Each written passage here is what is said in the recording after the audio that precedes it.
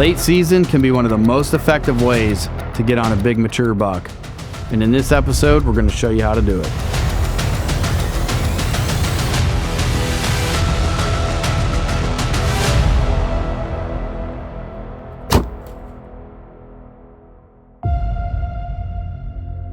So here it is, I'm in Illinois. It's been a grind of a year for me. I finally got a deer on the ground in Missouri. But sometimes, you just got to stick with it. You just got to enjoy being out there and having fun, that you're healthy enough that you can bow hunt or hunt of any sort. So you're just out there hunting.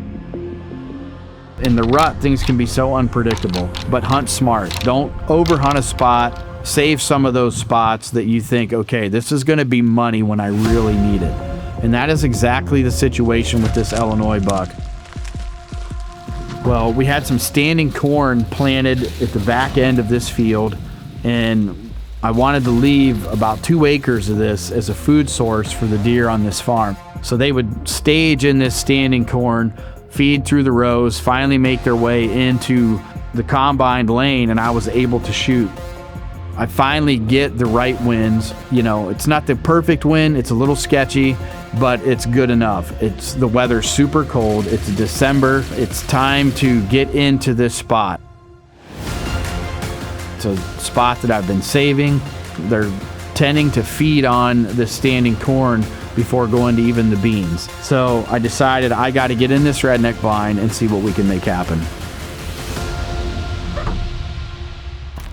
I'm excited to introduce a brand new Deer Society video series called The Art of Deer Hunting. Now within this series we have categories such as the art of calling, the art of food plots, the art of scent control. We're going to detail and break down all things in these categories plus more, from trail cameras, stands, scrapes, all things related to successful deer hunting is what this series is all about. This series is a culmination of all the information we've received internally from some of the best deer hunters across the country and the methods they've used to successfully harvest mature whitetails year after year. This is called The Art of Deer Hunting on the Deer Society YouTube channel. The bucks are winding down. They need to put some weight back on. They're getting ready to face a hard winter. They need to build some energy up. They're not doing the midday roaming much on cameras. So it's kind of back to this normal, a late season pattern, going from bed to feed, and they'll do their things at night. Really hoping in the bottom of my heart that I see what I call the big 8. He's got big, tall G2s. He's a huge body deer, and he'd just be a great deer to get off the farm.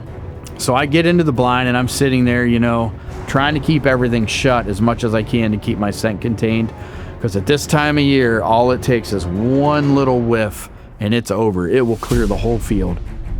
And with the winds, things settling in the evening like that, your thermals are falling. You've got winds that can swirl if the wind switches up at all or hits structure and changes. It can be detrimental. Your hunt is over. Sun's starting to, go down a little bit, and it's kind of high pressure. The deer are starting to move pretty good. Even though it's cold, a lot of does start coming out and they're feeding around. Some little bucks make some appearances. And I just have this feeling, I'm like, it's only a matter of time before I look down these corn rows and I'm going to see some antlers. Well, sure enough, I can see the big 8, and I'm like, yes, there he is.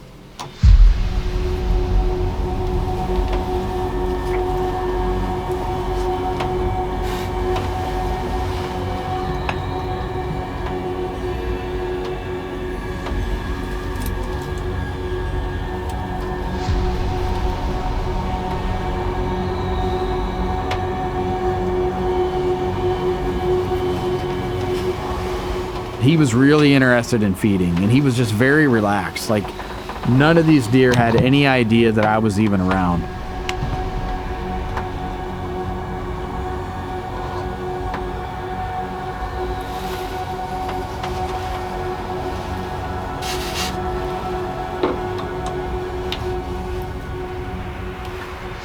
He finally comes out into this area where the corn is combined. So I know that the moment's about to happen. I got everything recording.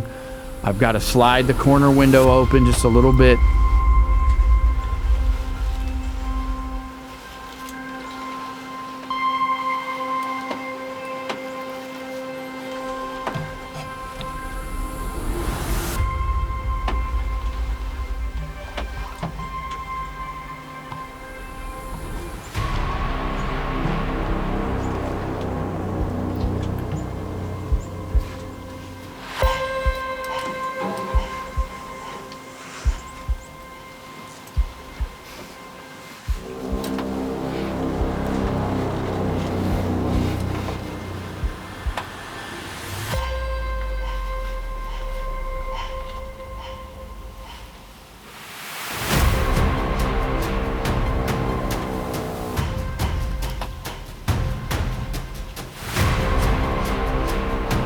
And I don't even grunt at this deer because it's late season, and the reason I don't want to spook him.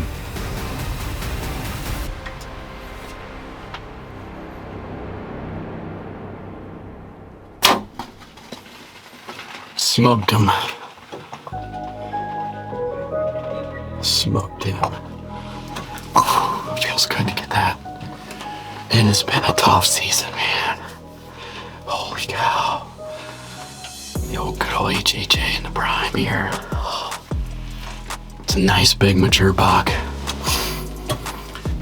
All that planning pays off when you leave food like this and you don't pressure. And we have this corn planted here. We have green plots around here, bedding areas. Like, we just trying to, get these deer to come to these spots.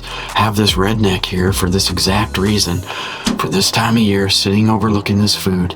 The wind was perfect today. The south wind blew it all over the farm. The smell of this fresh cut corn and all this. And, they just think it's farmers up here doing stuff.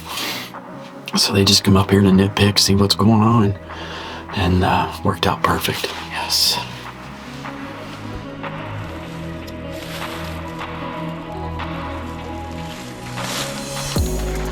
There he is right there, dude. Yes. Yeah.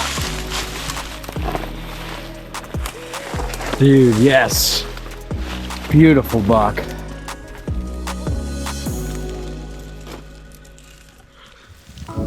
Well, here's the buck that I shot yesterday evening out of the redneck blind over that standing corn. I retrieved him yesterday evening, but honestly, I just wanted to soak it up. Really thanking God for the opportunities to hunt these big deer, reminiscing on how hard my season has been. So many things to learn and lessons like that. It starts to make you look at your places you can hunt and what can I do different. It makes you search yourself, makes you grind through it all. I feel like I've learned a lot, and one of the things that I felt like I learned was that I needed to get back to truly enjoying why I hunted whitetails and what it was about. God gives every one of these deer the breath to live, just like he did us. And he can decide when to take it away. If the good Lord is not ready for that deer to give it up, it's not going to happen. I'll tell you, it's just humbling to be sitting behind a 5.5-year-old whitetail like this. And I know he's that old. We've got a lot of history with him. And he was a deer that needed to go. He's just one of them deer that's never going to be a whole lot more than what he is right here. So, very thankful.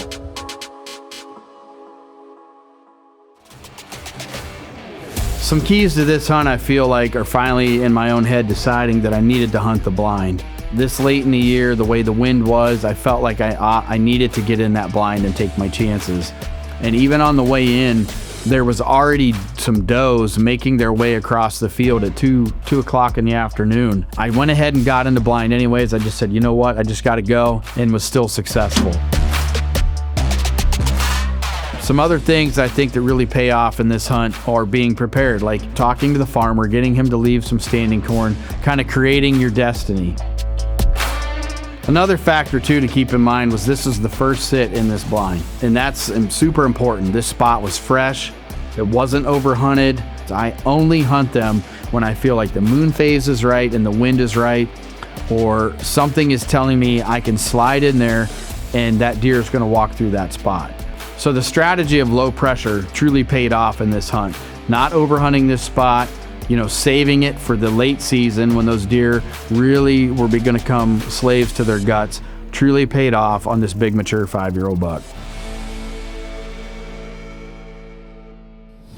Thanks for watching this Deer Society Hunt Breakdown. Subscribe to the channel for more great educational content to help you become a better hunter. From podcasts to the Art of Deer Hunting series, hunt breakdowns, tips, tactics, and a whole lot more. The Deer Society is all about deer hunting education.